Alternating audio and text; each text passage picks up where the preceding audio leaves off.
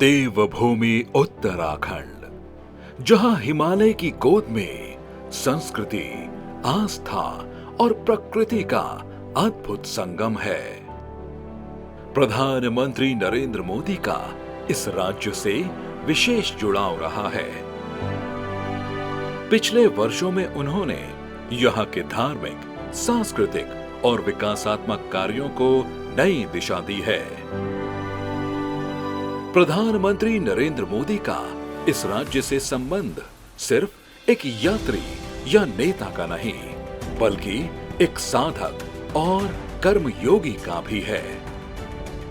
उनके जन्मदिन पर हम प्रस्तुत कर रहे हैं पिछले वर्षों में उनके उत्तराखंड दौरे की विशेष झलक। उत्तराखंड, जहां प्रकृति अपनी संपूर्ण सुंदरता में समाई है। बर्फ से ढकी चोटियां, हरी भरी बर्फ, कल कल बहती नदियां और आस्था से भरी घाटियां, ये केवल प्रकृति का उपहार ही नहीं, बल्कि रहस्य, रोमांच और संस्कृति का अनूठा संगम भी है। प्रधानमंत्री श्री नरेंद्र मोदी जी का इस देवभूमि के प्रति सदैव एक विशेष लगाव रहा है। यही वजह है कि 4 धाम परियोजना से लेकर योग और आध्यात्मिक पर्यटन को बढ़ावा देने तक उनके नेतृत्व में उत्तराखंड विकास के नित नए शिखर छू रहा है। बीते 10 वर्षों में प्रधानमंत्री मोदी जी के नेतृत्व में उत्तराखंड में आधुनिक इंफ्रास्ट्रक्चर के निर्माण से लेकर इको टूरिज्म और निवेश, रोजगार, कारोबार तक हर क्षेत्र में अभूतपूर्व विकास हुआ है।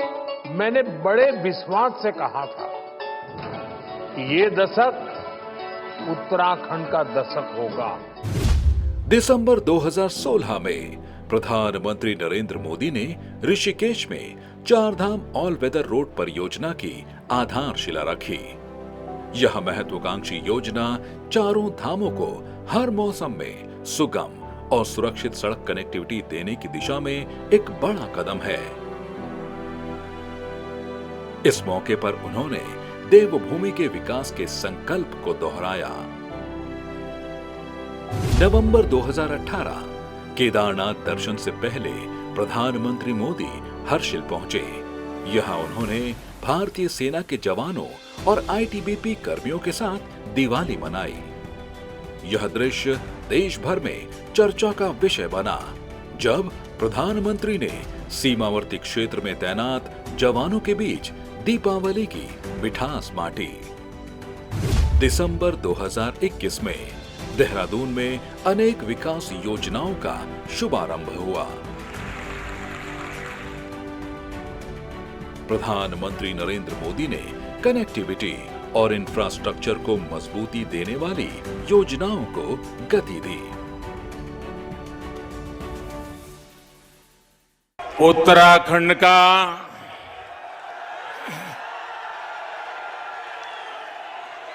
सभी दाना सयाणों, दीदी भूलियों,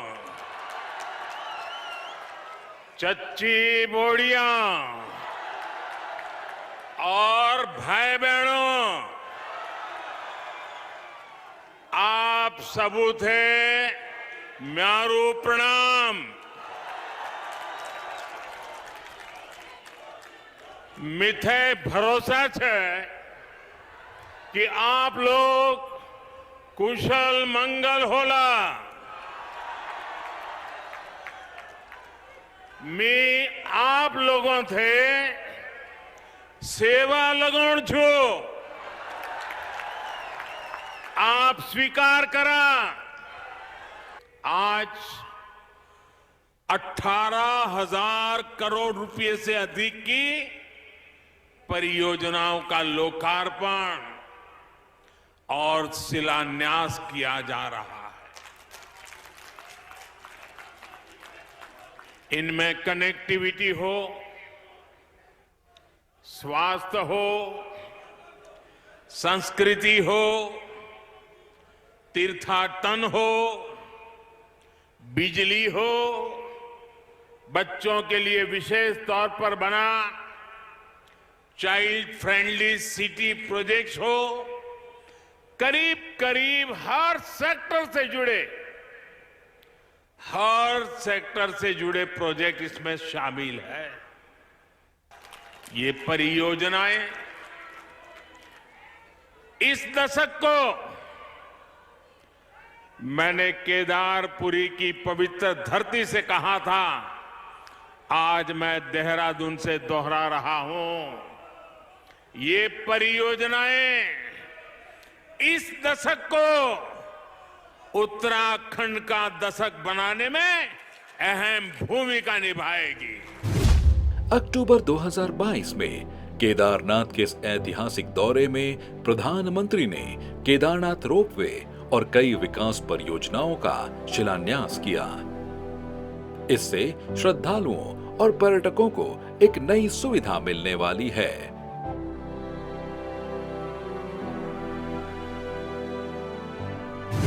अक्टूबर 2023 में प्रधानमंत्री नरेंद्र मोदी ने पार्वती कुंड, आदि कैलाश और जाकेश्वर धाम के दर्शन किए। इस दौरान उन्होंने विकास परियोजनाओं के शिलान्यास भी किए। आध्यात्मिक स्थलों के संरक्षण और पर्यटन को बढ़ावा देने के लिए यह यात्रा अहम रही।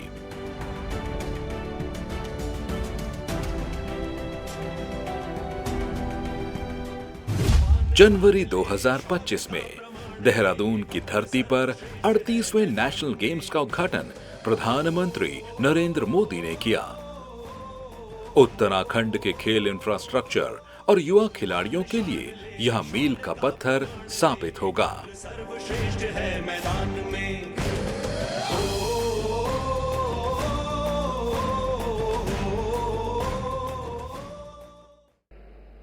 ये वर्ष उत्तराखंड के निर्माण का 25वां वर्ष है।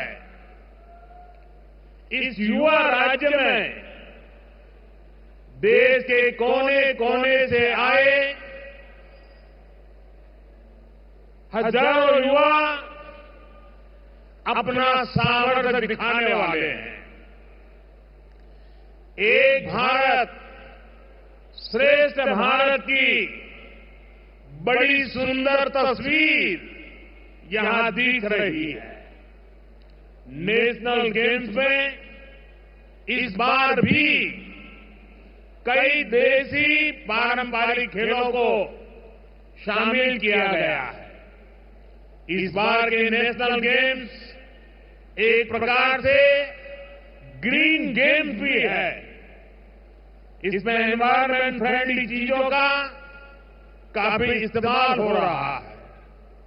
नेशनल गेम्स में मिलने वाले सभी मेडल और ट्रॉफियां भी ई वेस्ट से बनी है।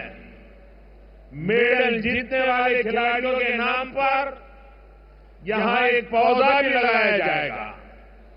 ये बहुत ही अच्छी पहल है। मार्च 2025 में प्रधानमंत्री नरेंद्र मोदी ने अपनी उत्तरकाशी यात्रा के दौरान घाम तापो पर्यटन का मंत्र जारी किया। उन्होंने खासकर मुखवा और हर्षिल इलाकों को उदाहरण के तौर पर लिया, जहां धूप का आनंद लिया जा सकता है और पर्यटन की संभावनाएं हैं। साथ ही ट्रैक एंड बाइक रैली जैसी पहल वाइल्ड और एडवेंचर टूरिज्म को प्रोत्साहन दे रही हैं। उत्तराखंड का म्यारा प्यारा भाई बहनों, आप सभी तय मेरी सेवा सौली नमस्कार। साथियों, उत्तराखंड की ये भूमि, हमारी ये देवभूमि आध्यात्मिक ऊर्जा से ओतप्रोत है। चार धाम और अनंत तीर्थों का आशीर्वाद, जीवनदायिनी मां गंगा का ये शीतकालीन गद्दी स्थल आज एक बार फिर यहां आकर आप सब अपने परिवारजनों से मिलकर मैं धन्य हो गया हूं।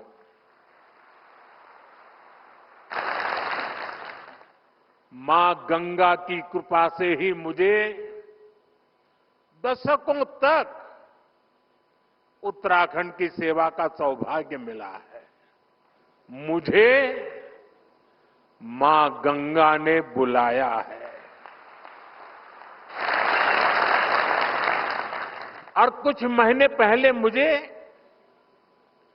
ये भी अनुभूति हुई कि जैसे मां गंगा ने मुझे अब गोद ले लिया है, ये मां गंगा की ही दुलार है। अपने इस बच्चे के प्रति उनका स्नेह है कि आज मैं उनके मायके मुखवा गांव आया हूं।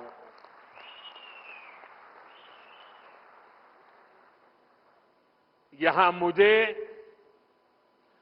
मुखी मठ मुखवा में दर्शन पूजन का भी सौभाग्य प्राप्त हुआ है।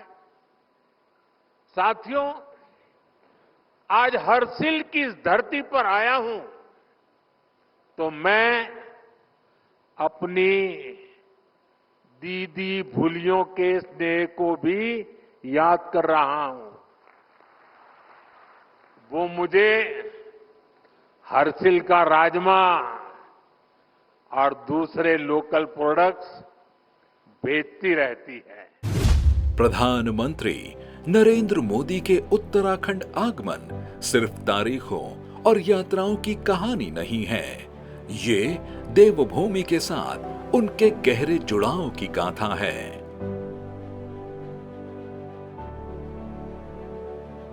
कभी हिमालय की ऊंचाइयों पर ध्यानस्थ होकर, तो कभी सैनिकों के बीच दीपावली मनाकर, और कभी युवाओं को खेल, पर्यटन व विकास के नए अवसर देकर। उन्होंने हर बार यह संदेश दिया कि आस्था और विकास एक दूसरे के पूरक हैं। उनकी ये यात्राएं देवभूमि के भविष्य के लिए बीज बोने जैसा कार्य कर रही हैं, जो आने वाले समय में हरे भरे वृक्ष बनकर फल देंगे।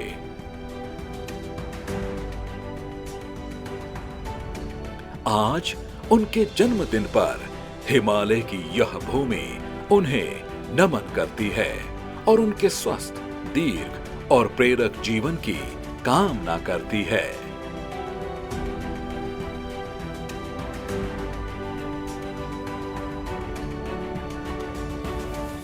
जय बद्री विशाल, जय बद्री विशाल, जय बाबा केदार, जय बाबा केदार।